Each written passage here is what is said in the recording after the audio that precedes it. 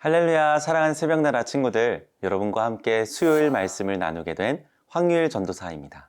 오늘 말씀이 우리의 삶을 바꾸는 놀라운 말씀이 되길 축복합니다.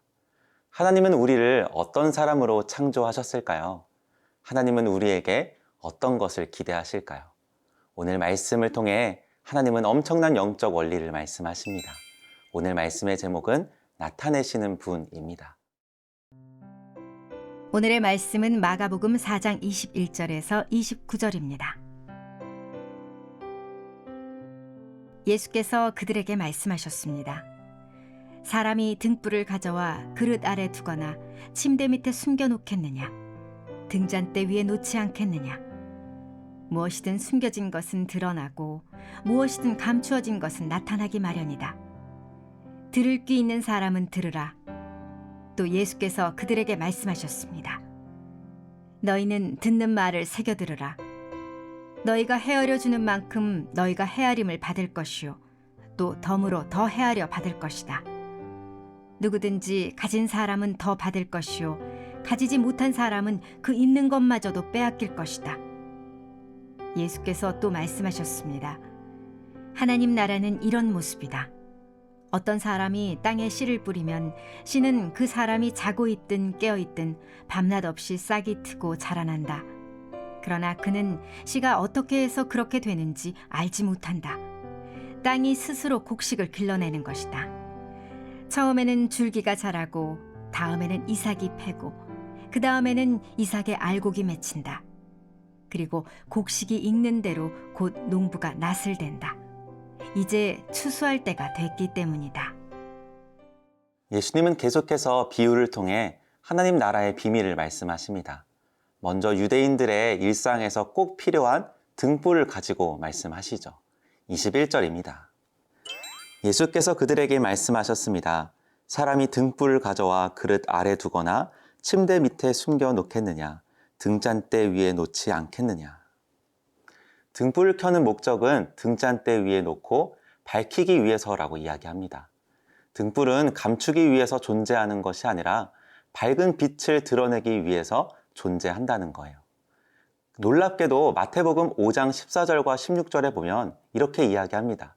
너희는 세상의 빛이다. 너희도 너희 빛을 사람들에게 비추라. 그래서 그들이 너희 선한 행실을 보고 하늘에 계신 우리 아버지께 영광을 돌리게 하라. 와우. 예수님이 빛이신데 예수님을 따르는 우리 역시 이미 빛이라고 말씀하신다는 거예요. 빛은 드러날 수밖에 없듯이 예수님을 믿는 우리에게서 예수님이 드러날 수밖에 없다는 거예요. 예수님은 우리에게 너는 빛이 되어야 해 라고 말씀하지 않으셨어요. 빛이 되게 해주세요 라고 기도할 필요도 없어요. 왜냐하면 이미 우리가 빛이라고 말씀하고 계시기 때문입니다. 그런데 여러분에게 있는 이 빛을 나만 비추면 어떻게 될까요? 나 이렇게 빛나. 내 빛을 봐봐. 눈부시지? 여러분이 공부하는 목적이, 성공하려는 목적이 혹시 나를 비추기 위해서 아닌가요? 그러면 그 빛은 쳐다보지 못하는 빛이 됩니다. 하지만 그 빛을 내가 아니라 십자가를, 우리 예수님을 비출 때 하나님이 영광 받으실 줄로 믿습니다. 하나님을 밝히는 빛, 이것이 하나님이 원하시는 빛된 자녀의 삶이라는 거예요. 산꼭대기에 빛이 나고 있으면 숨겨지지 않는 것처럼 나를 세상에 하나님을 밝히는 빛으로 부르셨기에 내 모습을 통해 내 언어와 행동을 통해 하나님이 드러나야 하는 줄로 믿습니다.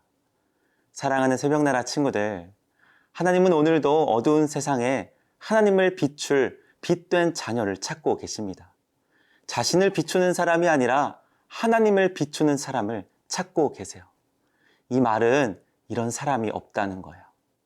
내가 얼마나 밝은지, 내가 얼마나 공부를 잘하는지, 내가 얼마나 잘 사는지, 내가 얼마나 똑똑한지를 드러내는 삶이 아니라 예수 그리스도를 비추는 삶을 살게 되길 축복합니다. 삶에 이유가 없어 낙심하고 좌절하고 세상에 찌들어 살아가는 친구들에게 예수님의 사랑을 전하며 예수님을 드러내는 빛으로 살아가게 되길 축복합니다. 어둠을 비추는 빛, 이것이 우리의 정체성입니다.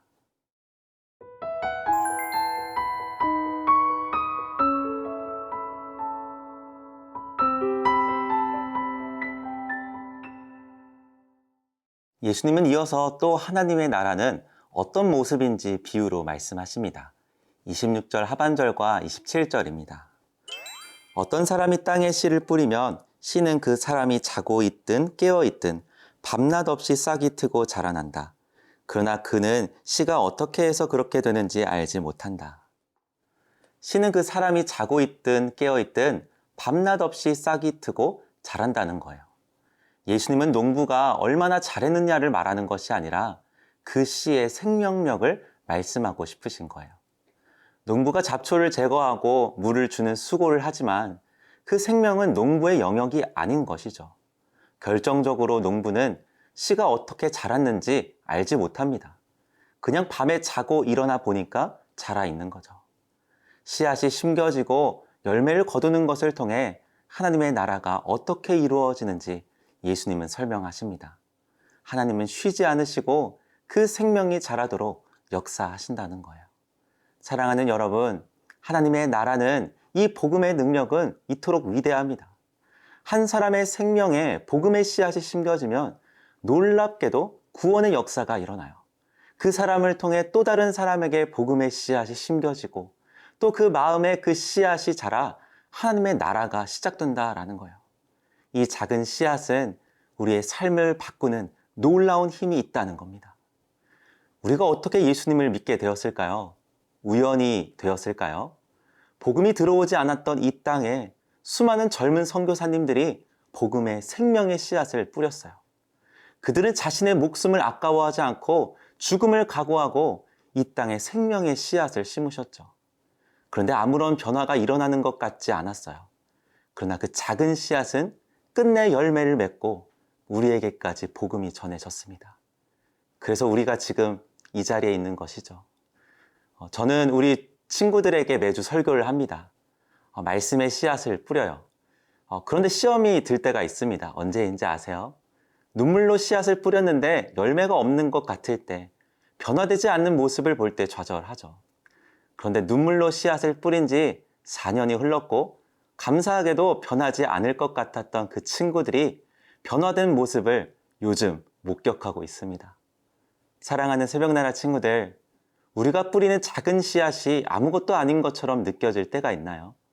우리가 믿는 예수님이 아무런 힘이 없다고 느껴질 때가 있나요? 여러분, 실망하지 마세요. 왜냐하면 우리가 믿는 복음에는 생명력이 있기 때문입니다. 우리가 믿는 복음은 사람을 바꾸고 우리가 믿는 복음은 이 민족과 열방을 변화시키는 것이기 때문입니다. 우리는 뿌릴 뿐입니다. 열매는 하나님이 맺게 하시는 거예요. 복음의 생명력을 믿으십시오. 죄인인 우리를 위해 하나님께서 아들 예수님을 보내셔서 십자가에서 죽게 하시고 내 모든 죄를 용서하셔서 구원하셨다는 이 단순한 작은 씨앗처럼 보이는 복음이 우리의 삶을 통째로 변화시키는 줄로 믿습니다. 마지막으로 여러분과 이 찬양을 나누고 싶습니다.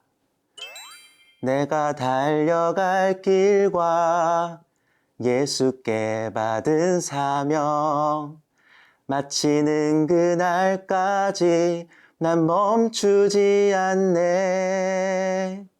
하나님의 은혜에 복음 전하는 그 사명 마치는 그날까지 내 생명 드리리.